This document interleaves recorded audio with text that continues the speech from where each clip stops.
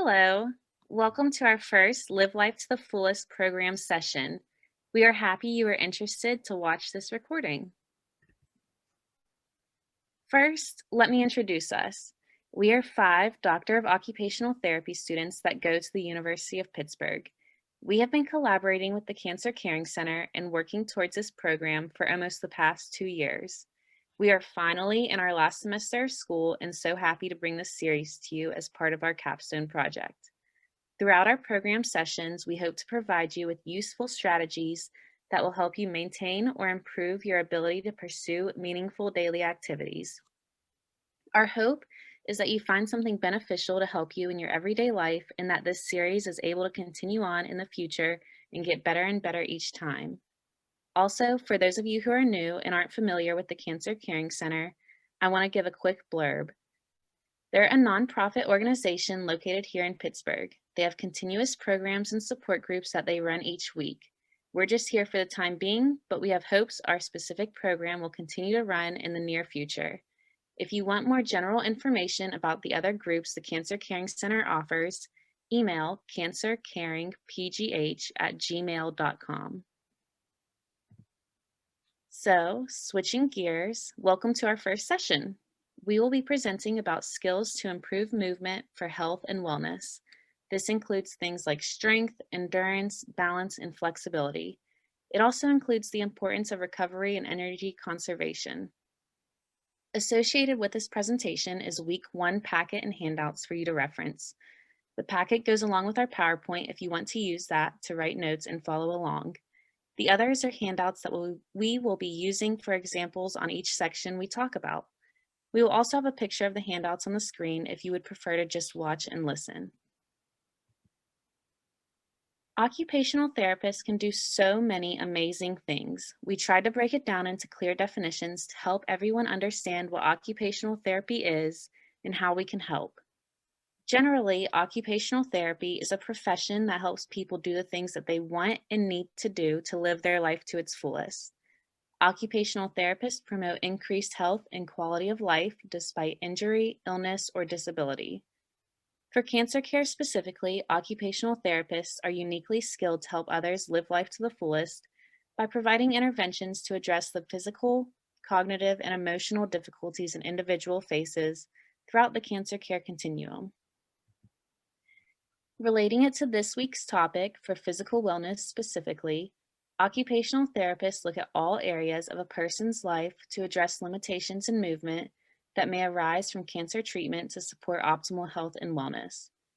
Through the use of meaningful daily activities, occupational therapists restore and establish skills and abilities to improve a person's quality of life.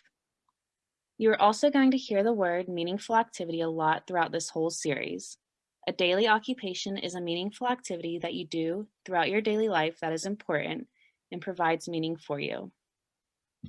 It varies from person to person, so for me, golf, eating, and doing schoolwork are meaningful activities, but shopping, watching TV, and doing laundry might be meaningful activities for someone else. These are the main focus. We want people to be able to continue to do their meaningful activities, whether we have to adapt them, figure out a new schedule to do them, or if we need to rehabilitate the person to be able to continue to do them. The possibilities are endless.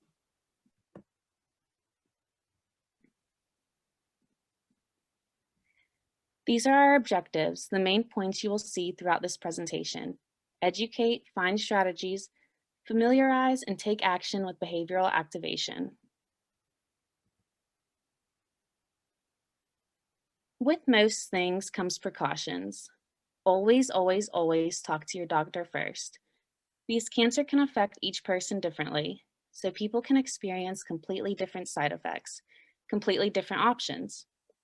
Most of the activities we are providing can be modified so you will still be able to participate despite some side effects. Disclaimer, cancer side effects differ from person to person, so please talk to your doctor before starting any new physical activity program.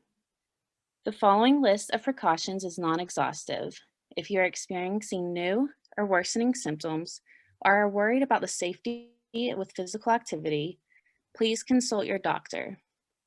Some precautions may include anemia, low platelet count, bone metastases, compromised immune system, radiation, and chemotherapy treatment, indwelling catheters or feeding tubes, multiple comorbidities, peripheral neuropathies, off balance, or dizziness. Most activities can be modified to increase participation despite these cancer-related side effects. Overall, physical health and wellness is extremely important. It has been researched and proven that regular physical activity can be beneficial both during and after cancer treatment. It has even shown to lower the risk of some cancers recurring. Some other benefits include an improved self-esteem and mood, decreased depression and anxiety, increased strength and endurance, and improved bone health.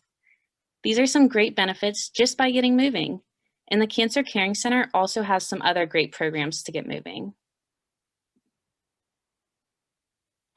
Now for some quick recommendations from the American Cancer Society. For nutrition, meeting daily nutrient and calorie goals is really important. But as always, speak to your physician about individualized nutrient and calorie needs. Eat a variety of nutrient-rich foods. Consume 2.5 cups or more of fruits and veggies per day. Limit consumption of processed foods and red meat, and choose whole grains. Maintain a healthy weight. This looks different for everyone, so don't compare yourself to someone else. It's what's best for you. Avoid losing muscle mass by consuming a balanced diet. Despite poor appetite, and I know there's probably some other side effects going on, but it's really important to try to avoid losing muscle mass. Manage nutrition-related side effects as best as possible, like nausea or mouth sores, and the American Cancer Society has a page with some great tips for this. For physical activity, you want to try to avoid inactivity and return to normal daily activities as soon as possible. Try to be physically active at least 150 minutes per week. So for 7 days a week, that's only 21 minutes a day, and for 5 days a week, that's 30 minutes a day.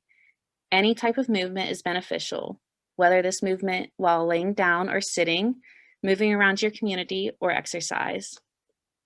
And include strength training at least 2 days per week. This includes body weight and does not need to include extra weight from dumbbells. If you're doing a push-up against the wall, great.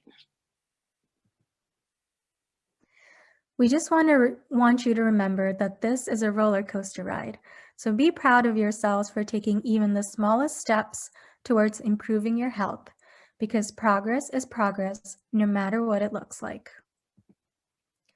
That being said, before you begin any physically demanding activity, there are some things you can do to prepare.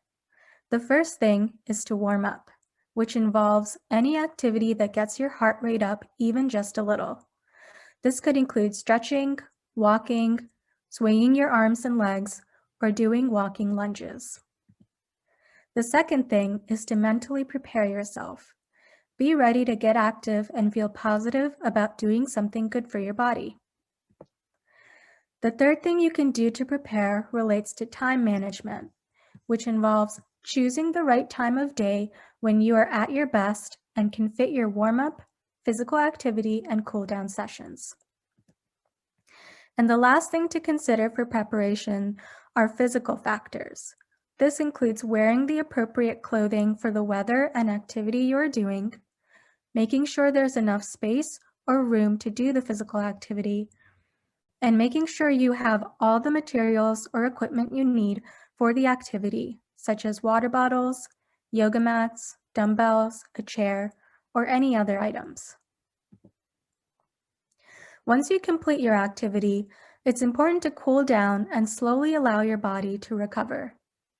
Some cool down techniques include stretching to improve flexibility, slowly lowering your heart rate by walking, doing gentle movement or deep breathing, and by drinking lots of water to hydrate yourself and replenish your fluids. Again, remember to have a positive mindset and congratulate yourself for taking even the smallest steps to help your body get healthy. Now, although cancer presents unique challenges, it is important to remember that exercise and physical activity are safe during cancer treatment. But for increased safety, try to have someone nearby while you engage in a physical activity, or do the activity with a buddy to make it more fun and engaging. Try to ease into the physical activity by getting to know your body and beginning with a lower intensity activity and gradually working your way up to increase the difficulty. Try to know your strengths and weaknesses and start with activities that are familiar and easy to you at first, and slowly challenge yourself when you feel like the activity is becoming easier.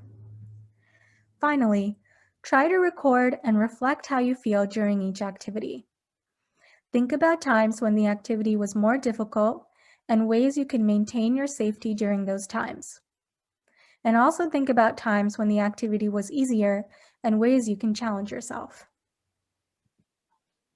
Next, we are going to go over each area of physical activity, describe what it is and why it is important, and how you could incorporate these physical activities in your daily routine to help improve your health and quality of life. The first area is balance, which is the ability to keep your body upright and steady throughout daily activities. Having good balance is, of course, important for function and mobility in everyday life. It allows you to have good body alignment, symmetry, and stability, especially after chemotherapy treatments that may have impaired your balance. Also, it's very important to note that having good balance would lower your risk for injuries such as the risk of fall and broken bones. Next, we'll go over the activities that you can do to help promote your balance. Associated with this presentation is the Week 1 packet, as well as handouts on balance, endurance, strength, and flexibility activities. We're going to go through the activities on the top of each handout now, and later talk about ways to modify an activity and how to take action now. If you look at the handout we are sharing on the screen, we will start with balance activities. Daily activities are things we already do throughout our typical day that may incorporate balance into them, whereas balance activities are similar to exercises, address balance specifically, and can be added to a part of your day. A couple examples of daily activities to promote balance are to sit unsupported in a chair or couch, brush your teeth or wash dishes on one leg, stand while tying shoes, catch a ball with your kids or grandkids, and garden on your hands and knees. A few examples of balance activities include leg kicks or march in place, tightrope walk, calf or heel raises, sidestepping, sitting on an exercise ball, and yoga and tai chi. Next is endurance. This is having the energy to participate in an activity for an extended period of time. It may seem counterproductive, but moving your body and increasing your heart rate actually help to improve cancer-related fatigue and shortness of breath. You don't need to run a marathon to improve your endurance. Any movements help. Now, look at the endurance handout on the screen. As a reminder, daily activities are things we already do throughout our typical day that may incorporate endurance into them, whereas endurance activities can be an extra bonus added to your week. Examples of daily activities to promote endurance are to walk your pet, dance and move your body, park your car further away, vacuum and sweep the floors, and take the stairs. A few examples of endurance activities are to walk, jog, run, bike, or swim, jump rope, do jumping jacks, play sports like tennis, basketball, or golf, and do high knee marches. Next is strength. This is your ability to withstand force or resistance while engaging in daily activities. You know that strength is necessary for everything. The stronger you are, the more easily you can do the things you want and need to do. In particular, core strength is necessary for balance and posture. Having more muscle increases your body's metabolism, which then helps maintain a healthy weight. Having strength also protects against injury, including common risks from cancer treatment such as weakened bones. Now, look at the strength handout on the screen. A couple examples of daily activities to promote strength are to carry a heavy laundry basket, trash bin, or grocery bag, clean a kitchen counter, window, or other surface, shovel snow, mow grass, or rake leaves, and knead dough. A few examples of strength activities include doing push-ups, sit-ups, squats with body weight or added weight, lunges with body weight or added weight, and doing hand putty squeezes. Last area of physical activity that we want to talk about is flexibility. This is the ability to move your joints in a wide range to carry out daily tasks. As people get older, they naturally lose joints and muscle flexibility, but going through cancer treatments can also have an impact. Stretching activities have shown to increase posture, range of motion, and flexibility, all of which help you reach, twist, and move your body to engage in daily activities. It may also be beneficial to stretch if you had radiation therapy or were inactive, as these could be the reasons for your muscle stiffness. Now, please look at the flexibility handout on the screen. A couple examples of daily activities to promote flexibility are to dust in far to reach places, reach out while wiping tables or other surfaces, put an overhead sweatshirt or jacket on, wash your car, and reach to tie your shoes. A few examples of flexibility activities include doing yoga, Tai Chi and Pilates, side-to-side reaching, using foam rollers, doing slow walking lunges, shoulder rolls, and sitting to reach your toes. So all of the activities that we just talked about, and pretty much any activity that you do from waking up in the morning to going to sleep at night, requires certain amounts of energy to complete. Cancer-related side effects, such as fatigue, can make it difficult for you to do all the things that you want and need to do. This is where energy conservation comes in. These are strategies to adapt ways that you carry out your activities so that you can preserve your energy and safely complete your daily activities. These 6 P's can help you remember the strategies for energy conservation so that you can make simple adjustments to your daily routines to conserve your energy. The first P is prioritize. This is when you plan to do the most important tasks or activities first. It would require some scheduling in your part so that you know which tasks are most important and how you can balance heavy and light work tasks throughout your day.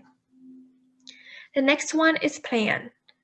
You want to gather the necessary materials ahead of time to avoid making multiple trips to obtain items. Also break down the task into smaller steps so that it won't be too overwhelming. For example, consider making a shopping list and spread the shopping out throughout the week. Positioning. Make sure to place frequently used items in easy-to-reach locations. For example, putting your tea, coffee, and sugar with the kettle near the fridge, all in the same area so that you can easily access them. Also remember to keep your body straight while performing a task because poor postures consume more energy and could lead to injuries. The next P is for pace yourself. Take your time when completing activities. Ensure enough time to complete an activity so you don't have to rush and listen to your body when you need to rest. Rest before fatigue set in or in rest during an activity is more effective than resting after you are already exhausted. Positive attitude. Focus on what you can do, acknowledge the progress you have made so far, and be kind to yourself. The last P is pursed lip breathing. You can use this with activities that cause shortness of breath. To do this, you would inhale through your nose for 2 seconds and exhale through pursed lips as if you are whistling for 4 seconds.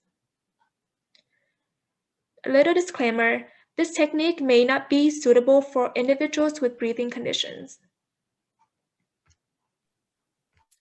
It's important to talk about how to boost participation in physical activities because sometimes the hardest part is making yourself ready to do it. But if you try some of these tips, it may help you find success. Create an open space without barriers or things that could get in your way.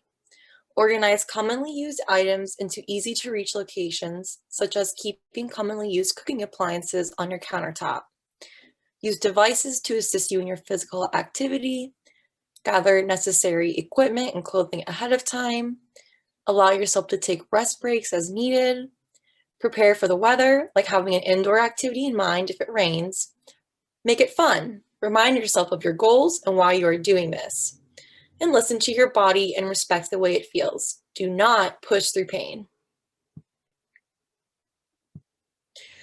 To continue talking about how to be successful, we encourage you to modify any and all activities to fit you.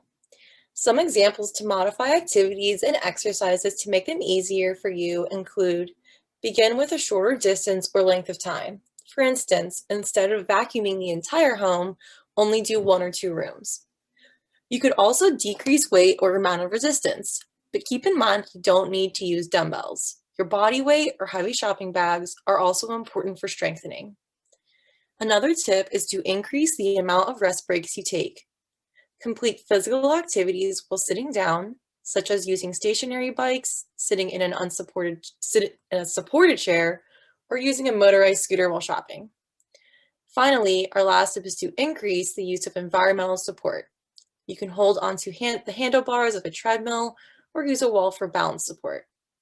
Just so you all know, the balance, endurance, strength, and flexibility handouts each break down specific ways to modify an activity to make it easier or more challenging.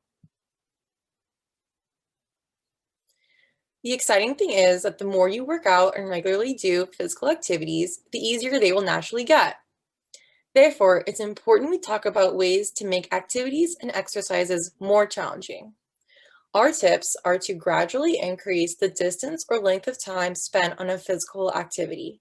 So in this case, instead of only vacuuming 2 rooms, now do your entire home. You can also decrease your amount of rest breaks over time, increase weight or amount of resistance, complete physical activities in challenging positions, such as standing, balancing on one leg when you brush your teeth, or jumping. Finally, our last tip is to decrease the use of environmental support, so you can hold your full body weight and avoid leaning on walls or handles. One of the values of occupational therapy is that we know and have research to support that simply being educated or having the strategies to make a life change isn't quite enough, but that positive behavior change will make it more likely for you to find success. To do this, a strategy often used in occupational therapy is called behavioral activation. Behavioral activation is a set of strategies supported by research that helps to improve your mood, energy, and engagement in daily life. There are 4 strategies of behavioral activation we are going to use throughout this program. The first, set your goals with values identification and goal setting, which means to find what motivates you and gives your life meaning, and to create achievable goals to accomplish meaningful tasks. The second strategy is to schedule through activity scheduling. Plan achievable steps, dates, and time to reach your task-related goals. Third, check your progress with activity monitoring. Use calendars and reminders to make sure you are on track and achieve the goals you set. Identify areas of difficulty that may prevent you from reaching your goal and explore possible solutions. Be aware of how you feel throughout this process. Change is okay. And finally, 4th, skills training. Great job, because you are already started the process of skills training today by watching this recording.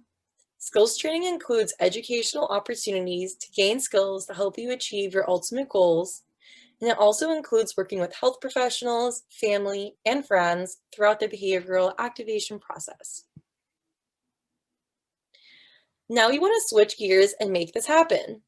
You will see in your packet that we provide a chart for taking action and checking your progress. I'm going to walk you through this process with my example so you understand the big picture. So please follow along on the screen as I go through my example. We will start under taking action to create a goal. Make your goal about a specific activity and make it something you can do this week. For example, let's say I experience cancer-related fatigue. After learning about how important endurance training is to improve my fatigue, I want to focus on endurance activities. Therefore, my goal is that I will walk my dog. Next, we will move below and plan the goal you just made into your schedule for this week. Choose a specific day and time that you will meet this goal. Back to my example, I think that I am generally a healthy person and can do most of my activities just fine. Knowing myself, and that sounds like a good challenge, so my goal will be walking my dog after work on Monday, Wednesday, and Friday for 30 minutes with only one break halfway. This would end up being 90 minutes of my overall 150 minutes of recommended physical activity per week. If you notice, I made sure to include what days, at what time, and for how long specifically into my goal. I allowed myself one break since I expect this might be a challenge since I'm just getting started. This is now my goal for the week. Once I have completed my goal, I will move on to the check progress section of the chart. This time next week, I'll ask myself, did my plan work? Meaning, did I achieve my goals? Then answer why or why not. Back to my example of my 3 30-minute dog walks, let's say my original goal ended up being way more challenging than I expected, and I was only able to walk my dog for 20 minutes with 2 breaks on Monday because I was just so fatigued. And then after the walk, I was too tired to make a nice dinner and do my other chores for the night. Therefore, I didn't walk my dog at all on Wednesday and Friday because of how bad it went on Monday. So for the check progress section, I would first say, no, I did not meet my goal. When thinking why, I will say because 30 minutes at a time with only one break was too tiring. Then I would move down to answer the next question, asking how I can make it more or less challenging next time. Obviously, I need to make my goal less challenging. To make my goal more attainable for next week, I'm going to modify my goal to doing 15 minutes of slower paced walking with as many breaks as needed on Monday, Wednesday, and Friday after work. What I am also going to keep in mind is that I know based off of this session that if I make my dog walks a regular part of my schedule, my cancer-related fatigue should become less limiting over time. Hopefully next week, when I'm reassessing, I can make my goal more challenging by decreasing my amount of breaks or increasing my speed of walking or increasing the duration of my walks. So now that you've seen how the process works, it's your turn. If you would like to pause the recording now and take a few moments to create a goal for this week, you may do so directly on your packet, on a separate piece of paper, your phone, or in your calendar. As a reminder, each week you will reference back to the chart on the right side to check your progress. We also encourage you to create multiple charts for as many goals as you would like. This example of walking my dog is my goal for endurance, but I also have another chart for yoga to work on balance and flexibility, and another chart for bringing the groceries in to work on my strength. Moving forward, we ask you to keep this chart readily available, like on your fridge, or if you're like me, in your phone or in your calendar, to act as a reminder and to be able to be used and adapted each week. Thank you all again for viewing our first presentation. We want to remind you all that if you would like more information to support your journey towards physical health and wellness, the Cancer Caring Center newsletter has an ongoing list of programs that can help you stay active.